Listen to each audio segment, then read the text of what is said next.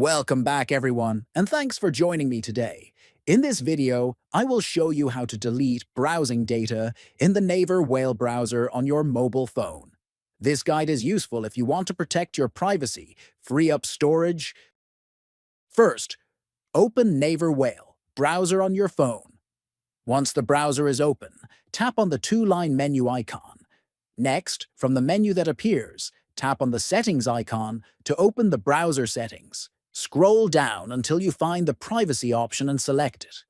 After that, tap on Delete Browsing Data.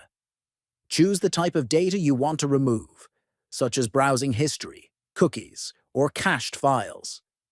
Next, select the time range that fits your needs. You can delete recent data or everything stored in the browser. Finally, tap on Delete Data and confirm by tapping Delete again. Your selected browsing data will now be removed from the browser. Thanks for watching, and I'll see you in the next video.